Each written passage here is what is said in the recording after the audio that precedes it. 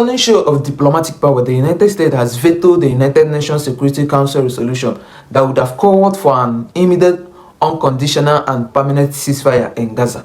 The resolution, backed by 14 out of 15 council members, also demanded the release of hostages held by Hamas and end the restriction of humanitarian aid to the Gaza Strip. So guys, this marks the 6th time that the US has cast its veto over the nearly 2-year war between Israel and Hamas, as the humanitarian crisis in Gaza deepens with reports of famine and civilians getting dead. So guys, welcome back to my social commentary. I hope we all are doing good, and like we always say, we are just publicizing information to make information go viral. And if today is your first time of coming across our video, do well to subscribe to our channel. Tell us what you think about this video in the comment section, and please ensure to like and share the video to help the channel out. The United Nations Security Council just voted on a resolution demanding an immediate and permanent ceasefire in Gaza and to allow the free flow of aid into the Gaza Strip immediately. Every single country on the UN Security Council said, yes, we agree with that. We want an immediate and permanent ceasefire, except for the United States.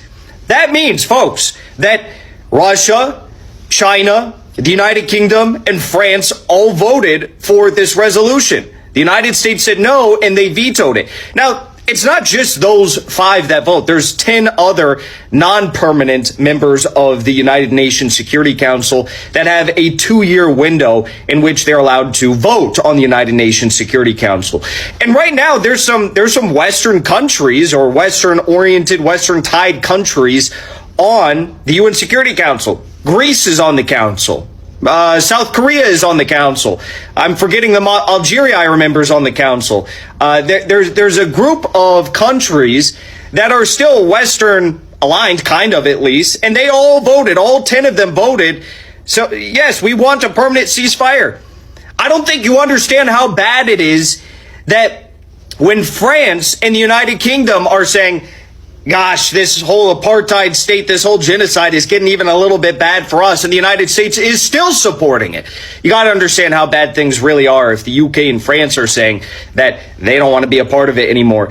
And it's like, why? Okay, this resolution at the United Nations Security Council, let's say hypothetically, it passes. What happens? Nothing happens. I mean, maybe this is one step towards removing Israel from the United Nations General Assembly, which would be terrific and would have future ramifications, maybe sanctions on Israel moving forward, maybe the complete shutting out of Israel from all international organizations. You know, this is how South Africa, the apartheid state in South Africa, came to its end. So it would be good, but I'm just saying, like, for Israel, this wouldn't be the end of the world, but still the United States is so, I don't want to say a bad word, so committed to their relationship with Israel that they're willing to do this. In the face of the entire world saying this needs to come to an end, they still say, we're going to stand with Israel. We, the 10 elected members of the Security Council, call on all council members to vote in favor of this resolution and to uphold this council's responsibility for the maintenance of international peace and security. I thank you. I thank the representative of Denmark for the statement. I now give the floor to the representative of United States. The United States of America will vote against the draft resolution and urges delegations to join us in voting against it.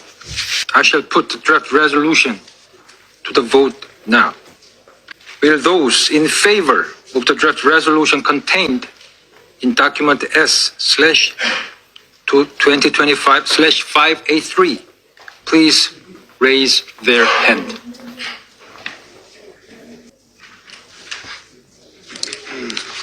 Those against? There's no abstentions. The result of the voting is as follows. 14 votes in favor, 1 votes against, 0 abstentions. Such resolution has not been adopted owing to the negative vote of a permanent member of the Council.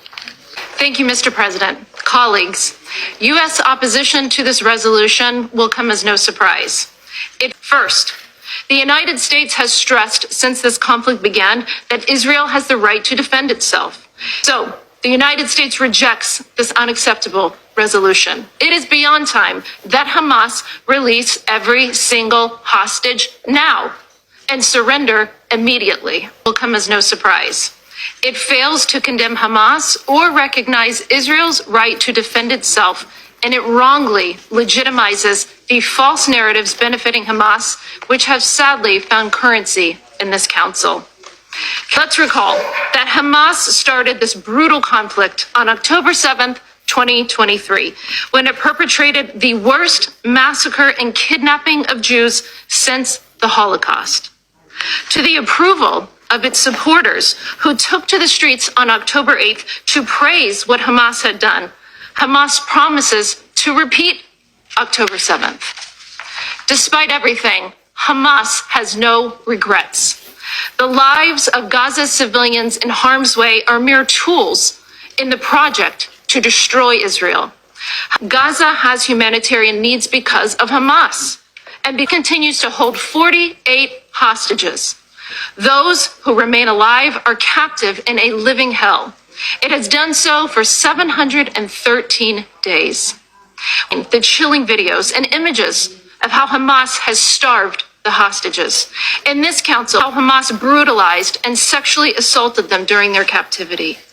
Hamas is responsible for starting and continuing this war. Israel has accepted proposed terms that would end the war, but Hamas continues to reject them. This war could end today if Hamas freed the hostages and laid down its arms. This resolution seeks an immediate, unconditional, and permanent ceasefire that would leave Hamas in a position to carry out future October 7th attacks, as it has threatened to do so many times. This resolution draws a dangerous false equivalence between Israel and Hamas. There can be no equating the two, full stop. The hostages in this resolution are a mere afterthought.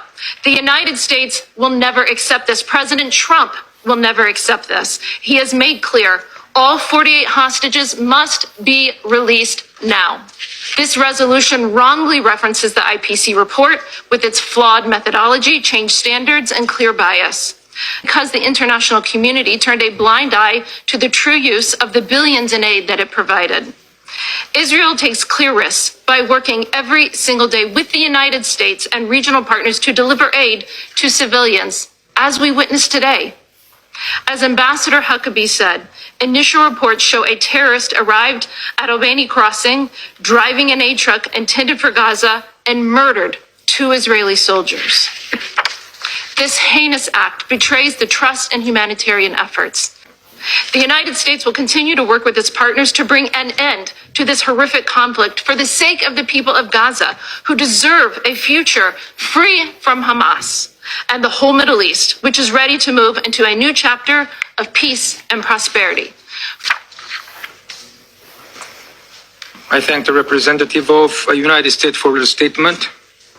The United States has blocked a ceasefire in Gaza for the 6th time in the UN Security Council. There was a resolution being put forth to demand an immediate, permanent, and unconditional ceasefire in Gaza, and the United States, being one of only 5 member states in the UN that can do a veto to any resolution because they were a founding member, has blocked such a resolution from passing yet again. Like I said, for the 6th time since Israel began its campaign against Gaza. And it's worth noting that about half of the United States citizens believe that there should be an immediate ceasefire or want an immediate ceasefire in Gaza. This coincides with an initiative right now that the UN has going on called Better Together or Stronger Together. They're trying to push multilateralism and the idea that no one member state in the UN should be able to kind of push the UN's decisions in either one direction, that just regardless of its size, might, or, citizenry and whatnot, basically that all of the member states of the UN should have a part to play in the resolutions that get passed. Ladies and gentlemen, they did it again. Surprising to absolutely nobody, the US has vetoed another UN Security Council resolution for a ceasefire in Gaza. Not for the 2nd time, not for the 3rd time, not the 4th, not the 5th, the 6th time. This time the honor goes to Morgan Ortegas. Welcome to the Wall of Shame. 14 out of 15 members voted for a ceasefire, and the one U.S. representative vetoed it. True democracy in action. It's just mind-boggling. 14 of 15 members could rule one way for an immediate unconditional ceasefire, and one member can veto the whole thing. 6 times! Shocker. A video that will ring throughout history. Again. Yo guys, thank you for watching the video. We really appreciate. So critics are saying that this move isolates US diplomatically. Yes, placing Washington at odds with nearly the entire world, urging to end bloodshed, while supporters are saying that it is necessary to protect morale, interest, and strategy. That's why bloodshed should continue. That's for supporters. So guys, thank you for watching the video. We really appreciate. And if today is your first time of coming across our video, do well to subscribe to our channel. Tell us what you think about this video in the comment section. You're welcome.